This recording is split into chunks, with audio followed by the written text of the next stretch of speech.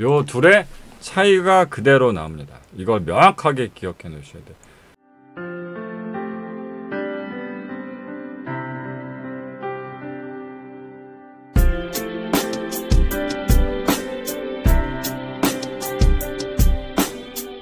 잘 살면 돼. 그러면 모든 문제가 해결이 돼. 아니 왜 자꾸 나를 책임져 달라, 지켜 달라, 누구 만나갖고 내 인생이 이 모양 이 꼴이 됐네. 내가 더 좋은 사람 만났으면 뭐 어쨌을 텐데. 아니 이러면서 누구를 원망할 이유가 없어. 아니 너도 대학 나왔잖아. 너도 그 뭐 네 생각 있잖아. 그냥 네가 되게 똑똑한 사람이 돼서 자기 인생 잘 먹고 잘 살고 자기가 돈도 잘 벌고 자기 인생 잘 살면서 서로 만나서 연애만 하고 사랑만 하면 된다고. 그렇죠. 자기 1인분 몫을 해내면서 사랑만 열심히 하면 아무 문제 없어. 왜 이럴 수밖에 없냐면 이 사람들이 우리들은 자꾸 속물이라고 욕하잖아. 사람을 돈으로 본다. 이용해 먹으려고 한다. 호구를 찾는다. 속물 인간이다. 우린 이렇게 욕하는데 사실 본질은 이게 아니에요. 이건 다 뭐야? 뭐 인성의 문제라는 주장이잖아요. 인성의 문제가 아니고요. 왜 사랑이 복지가 됐냐면 인성의 문제가 아니고 IQ의 문제. 안 똑똑해. 사람들이 안 똑똑해. 안 똑똑하다고. 안 똑똑해서 이게 생기는 거니까 이게 욕도 할 수가 없어. 차라리 야, 저 어떻게 인성이 저러냐. 너 인성에 문제 있어? 이렇게 인간성, 인성 이런 걸 좀 몰아가면 욕이라도 할 수 있는데 사실 이건 뭐야? 이거 장애잖아. 이게 욕하기가. 아니 이 사람이 머리가 나빠서 자기가 잘 못 살아. 머리가 나빠서 혼자서 자기 인생 척척 잘 못 살아서 그래서 누군가의 도움이 필요하고 똑똑하지 못해서 그래서 누군가의 도움이 필요하고 누군가에게 의지하는 걸 필요로 하는 거야. 이걸 또 욕하기가. 그렇죠? 그러니까 이걸 욕하기가 어려워. 그리고 사실 대한민국이 전 세계 최고 학력을 자랑하는 최고의 고학력자 나라가 대한민국이잖아요. 근데 제가 왜 갑자기 똑똑하지 못하다고 얘기하냐면 이건 여러분들의 부족 문제가 아니고요. 세상이 너무 빠르게 변화 발전하는 올려치기의 문제입니다. 우리가 멍청한 게 아니고 세상이 너무 똑똑해졌어. 세상이 너무 똑똑해졌다고. 너무 똑똑해져서 그걸 따라가기가 급급한 거야. 따라가기가 급급. 최근에 초등학교 교실 이렇게 달라졌어요. 이거 카페에 올라온 거 보니까 입이 떡 벌어지더라고. 야, 초등학교가 벌써 그런 정도였어? 와. 이해되셨죠? 세상이 너무 고도로 발달하고 빨라졌기 때문에 우리가 상대적으로 멍청한 것 같은 위치로 전락당했다. 그래서 야, 이번 기회에 이걸 진짜 메인으로 삼아야 되겠다. 메인으로 삼아야 되겠다. 그래서 살론 수업에서의 포인트가 뭐냐면 그냥 나는 도대체 어떻게 해야 되는지 너무 복잡하고 잘 모르겠어요. 그러면 기본적인 이 뼈대만 가지고 계시면 됩니다.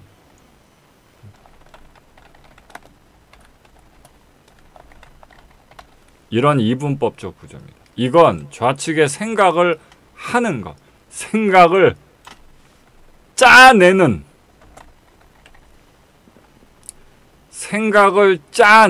방식이 여러분들이 기존에 하셨던 방식이고 이걸로는 답이 안 나옵니다. 절대로 될 수가 없어요. 그래서 그냥 생각이 저절로 나는, 생각이 툭 나는 요 우측의 방식을 하셔야 되고요. 여기서 얘기하는 생각이 툭 난다는 거요. 오늘 제가 앞서서 회사원 얘기할 때도 꺼내는데 이건 자기 혼자서 머릿속으로 이런저런 생각을 돌리는 건 뭐예요? 이건 산론이 아닙니다. 아닙니다.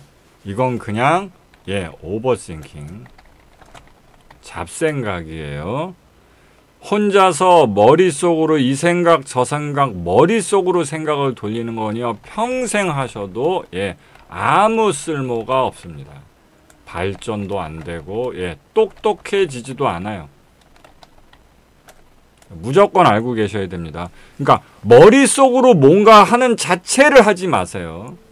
그래서 만약에 그러니까 상대가 있어야 하는데 만약에 상대가 없으면 무조건 무엇 한다? 오늘 앞에도 말씀해 아웃풋을 합니다. 상대가 없으면 아웃풋을 합니다. 하나는 글을 쓰세요. 머릿속 생각을 글로 쓰시고요. 또는 동료에게 채팅으로 메시지를 보내세요. 채팅으로 메시지를 보내거나 글을 쓰는 식으로 아웃풋을 해야 됩니다. 그럼 여기서 아웃풋이 가지는 의미를 우리가 이해해요. 여러분들이 글을 쓰거나 채팅을 보내는 건 이게 생각을 글로 쓰고 생각을 채팅으로 했기 때문에 여러분들은 이런 개념으로 이해하실 수 있습니다. 그렇죠?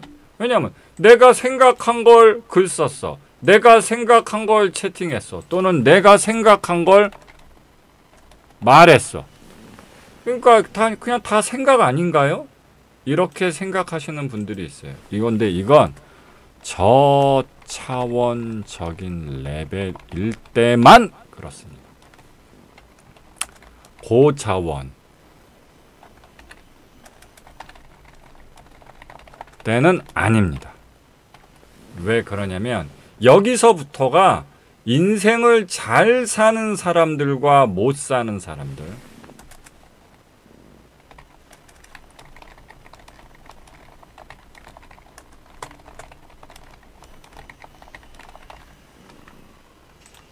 요 둘의 차이가 그대로 나옵니다. 이걸 명확하게 기억해 놓으셔야 돼요. 멍청하다는 기준 자체가 여기서 나옵니다. 멍청하다는 기준 자체가 여기서 나옵니다. 뭐가 멍청한 거다? 멍청한 사람들은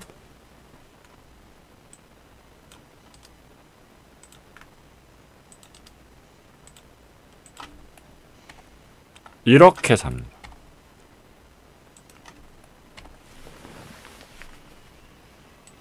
요 법칙을 분명하게 이해해 두세요. 멍청해서 인상을 못 사는 사람들은 글을 쓰죠. 그러면 자기가 이 생각 저 생각해서 이걸 글로 써야 되겠다 해서 머릿속에 먼저 생각했던 걸 나중에 그대로 글을 씁니다. 이걸 잘 기억해 두세요. 그러니까 이 사람들은 글로 쓴 거가 원래 머릿속에 있었던 거라 별로 다르지 않습니다. 또 이 사람들은 먼저 미리 생각했던 걸 또는 하고 싶었던 말이나 생각을 채팅이나 말로 합니다. 이 사람들은. 그래서 이들은 머릿속 생각과 글이 거의 싱크로율이 비슷하고요. 자기가 하고 싶었던 머릿속의 생각과 실제로 하게 된 채팅과 말이 거의 싱크로율이 비슷합니다. 왜 그렇다? 순서 때문입니다. 이들은 생각한 걸 글 쓰고요.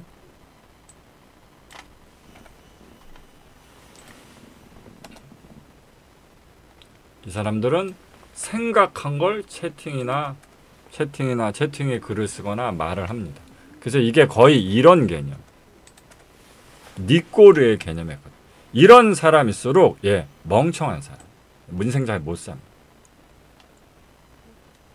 왜 그러냐를 아까 진행했던 그 초반에 오버싱킹 강의에 나왔던 경로의 재설정이라는 개념을 통해서 이해를 하셔야 됩니다. 우리가 어떤 생각을 하면 아까도 말씀드렸지만 주로 이렇게 살아볼까 저렇게 살아볼까 이렇게 돈을 벌까 저렇게 문제를 해결해 볼까라는 뭔가 건설적이고 논리적이고 이성적인 생각을 언제 해요? 낮에 깨어있는 정신으로 하게 됩니다. 잠자면서 그런 논리적인 생각은 못해요. 깨어있을 때 하게 되는데 문제는 뭐야? 이렇게 깨어있을 때는 우리가 기존에 살아왔던 생겨먹음, 살아왔음이라는 경향성, 내 스타일, 내 가치관, 내 익숙한 방식, 내 기존 습성, 내 기존 판단 스타일 대로 생각을 하게 됩니다. 그러면 어떤 생각이 주로 떠오르냐면 늘 하던 생각, 판에 박힌 생각, 익숙한 생각, 같은 생각이 떠오르게 됩니다. 그러면 아까 나왔던 그 내용이 여기서 나오게 되는 거죠. 바로 이 멘트. 같은 행동을 반복하면서 다른 결과를 기대하는 건 미친 짓이다. 자, 이해되셨죠? 우리는 뭘 생각하든 늘 하던 식, 판에 박힌 내 기호, 심지어 기호, 취향, 취미, 호불호 이런 방식대로 생각하게 됩니다. 근데 그런 방식대로 생각해서 우리가 잘 살 수 있는 나였으면 벌써 잘 살았겠죠. 근데 그게 아니니까 우리가 잘 못 사는 거 아니에요? 이제 그러려면 새로운 생각, 변화된 생각, 이런 생각을 해야 되는데 이게 왜 안 된다고요? 불가능합니다. 불가능해요. 왜? 우리 뇌는 프로그램처럼 익숙한 대로 굴러가기 때문에 늘 여기 보면 같은 행동 이런 것처럼 늘 같은 행동, 같은 생각, 같은 방식을 떠올릴 수밖에 없다. 내 인생의 숙제는 내가 해결하고 내가 방법도 찾아야 되는데 기존의 내 대굴박, 내 생각의 패턴 가지고는 내 문제를 해결할 수 없게 됩니다.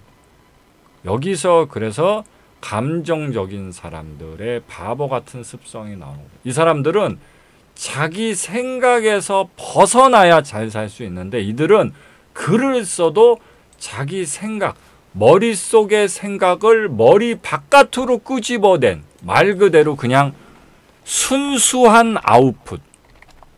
쉽게 얘기하면 내장 안에 있던 똥을 변기로 배설해서 똥을 배설하는 것밖에 안 되는. 그러면 이렇게 멍청해서 인생을 못 사는 사람이 아니라 똑똑해서 인생을 잘 사는 사람은 어떻게 생각을 하냐면 생각한 걸 글로 쓰거나 생각한 걸 채팅이나 말로 한다고 인식하지 않아요. 이들은 저도 오늘 무슨 강의를 하려고 하면 무슨 생각을 하기는 했을 거 아니에요.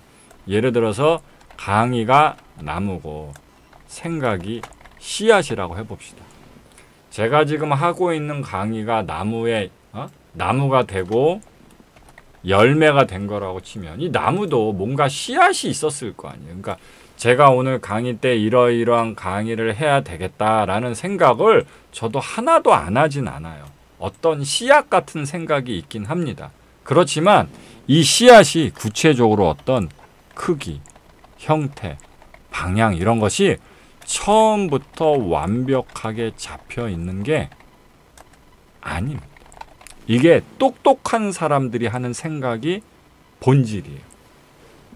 그래서 저 같은 경우는 대략적으로 약간 정도로 오늘은 대략 이런 주제를 갖고 이런 식으로 강의를 이따 해봐야지 라는 정도의 작은 씨앗의 생각,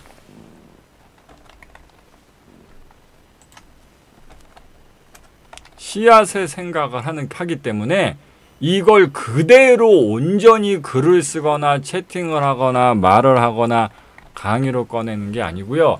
내가 도대체 무슨 생각을 했고 무슨 말을 하고 싶은지는 내가 쓴 글을 보고 알게 돼요. 내가 누군가한테 결국은 꺼낸 말, 누군가한테 채팅을 보낸 거, 강의를 한 거를 가지고서 아, 나는 생각을 이렇게 했었나 보다라고 뒤에 가서 확인하는 거예요. 그래서 제가 이걸 예전에 로맨스적 개념으로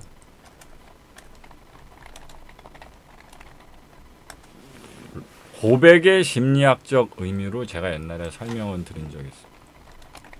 결혼하자고 얘기가 다 나왔고 결혼하기로 말도 다 나왔는데 갑자기 나와 결혼해 줄래? 이걸 왜 해야 되는데 이렇게 얘기하면 여자들이 오빠 이렇게 날로 먹으려고 들어? 오빠 내가 이렇게 값싸 보여? 오빠 왜 프로포즈 안 해? 이렇게 얘기하는데 원래 프로포즈라는 건 심지어는 처음에 저랑 사귀어 주세요. 이것도 얘기하면 대한민국 여자들 뭐라고 그래요? 저를 가볍게 좋아하는지 제가 어떻게 알죠? 진심인지 어떻게 알아요? 좀 진지하게 충분히 생각해보고 진짜로 나를 많이 사랑한다. 확신을 가질 때 고백해 주세요. 이런 얘기를 하잖아요. 이 자체가 잘못된 거라고요. 그러면 고백이라는 거는 머릿속 생각으로 확실히 좋아한다 라는 걸 안 다음에 머리 밖으로 고백에 표현한다. 이게 대한민국 사람들의 기본적인 프로포즈 공식인데요. 이러지 않아요. 이런 게 아니고요. 고백이라는 건 내가 누군가를 정말 좋아하는지 그걸 확인하는 경로 중에 하나입니다. 무슨 뜻이야? 난 널 많이 좋아해. 진심으로 좋아해. 나랑 사귀어 줄래? 라는 말을 내가 결국 하게 되는 것, 고백하게 되는 것을 통해서 자신의 진심을 확인하는 겁니다. 이해하셨습니까? 고백이라는 건 먼저 머릿속으로 누군가를 좋아하는 마음을 확실히 안 다음에 그저 말로 꺼내는 요식행위가 아니고요. 내가 고백을 하게 되는 아웃풋의 실천의 행위를 통해서 내가 이런 말을 하고 이런 고백을 하고 있네. 내가 지금 반지를 꺼내서 무릎을 꿇고 결혼하자고 얘기하고 있네. 라는 걸 통해서 자신의 진심을 확인하는 거고 그래서 거기서 고백하는 사람도 떨리고 상대방도 감동받고 그런 겁니다. 프로포즈 고백이라는 건 고백의 행위의 실천을 통해서 진정으로 고백하는 사람도 자신의 진심을 알게 되고 고백을 받는 사람도 내가 진정으로 이 사람과의 결혼을 기다리고 있었구나. 내가 이 사람과 결혼하기 바랬구나. 라는 서로의 생각, 진정한 마음을 고백이라는 아웃풋의 결과를 통해서 내 마음이지만 뒤늦게 비로소 알게 돼. 감동의 순간이 고백이야. 아시겠어요? 그래서 고백하는 사람은 덜덜덜 떠는 거고 고백 받은 사람은 울고 이러는 거야. 그래서 여기서 멍청해서 인생을 못 사는 사람과 똑똑해서 인생을 잘 사는 사람들의 차이가 생깁니다. 멍청한 사람들은 생각한 것만 그대로 배설합니다. 그냥 내장의 똥이 변기의 똥으로 나올 뿐입니다. 그래서 이 인간들은 꼭 어떤 판타지를 가지냐면 팩폭 좋아합니다. 한 소리 하고 싶어합니다.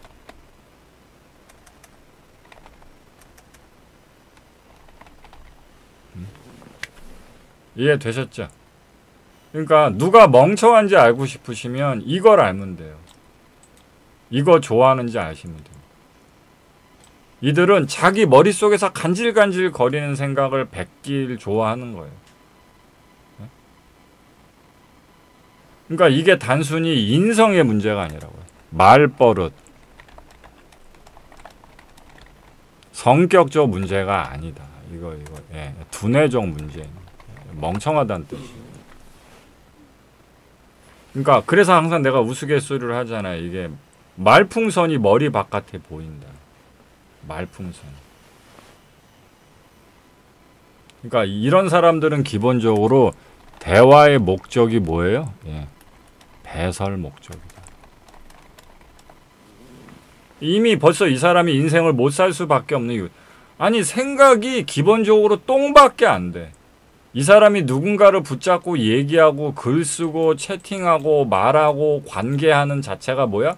배설이야, 배설. 그래서 인생을 못 사는 거야. 근데 똑똑한 사람들은 이게 씨앗의 생각이야.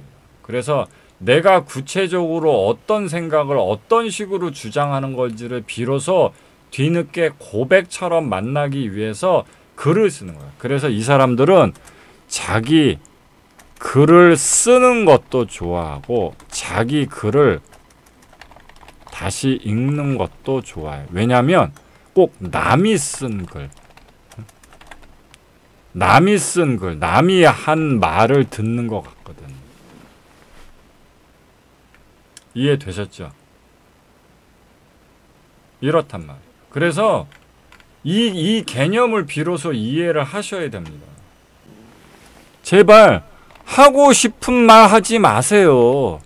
하고 싶은 거 하지 마세요.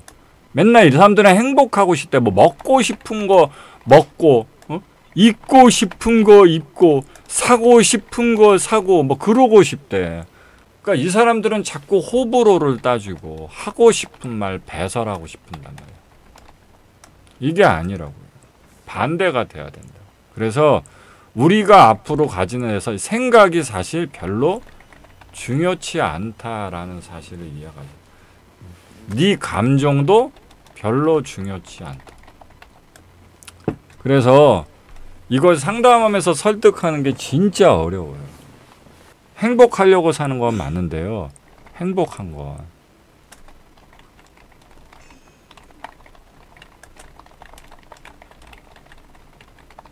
행복할 수 있는 현실의 결과를 만들어내는 것에서 행복이 찾아지는 것이지요. 내가 얼마나 어떻게 안 행복한 감정 상태인지를 설명하는 건 행복해지는 것과 아무 연관이 없어요. 그게 얼마나 말이 안 되고, 그래서 얼마나 빡이 쳤고, 얼마나 망신을 당했고, 그래서 내가 지금 얼마나 힘든지를 그걸 네가 누굴 붙잡고 설명을 하든 얼마나 잘 설명해 내주든 누가 거기에 대해서 네가 같이 욕해주고 편들어주고 공감해주든 그리고 네 말이 맞든 안 맞든 이 모든 건 네가 행복해지는 것과 아무런 연관이 없어. 정작 이 옷이 이쁘다 생각은 했지만 내가 이 매장을 나올 때 산 옷은 다른 옷일 수도 있다. 그게 이렇게 현명한 차원에서 살아가는 사람들이 겪는 신비 체험. 즉 무슨 뜻이냐? 내 생각, 내 감정, 내 몸, 내 행동인데 때로는 나와 무관한 어떤 것들이 펼쳐진다. 와, 너무 신비롭다. 내 몸, 내 생각, 내 행동이지만 결국 꺼내지면 뒤에 가서 생각해보면 난 왜 애초에 저 사람을 좋아한다고 생각했는데 다른 사람을 사귀게 됐을까? 내 왜 그 사람한테 고백했을까? 왜 그 사람하고 데이트했을까? 내 행동을 쳐다보면서 사실은 내가 이랬었나 보구나 라는 내 진짜의 마음을 뒤늦게 확인하는, 이렇게 순서가 다른 인생을 사는 삶. 이 순서가 다른 인생을 사니까 나 자체가 신비하다.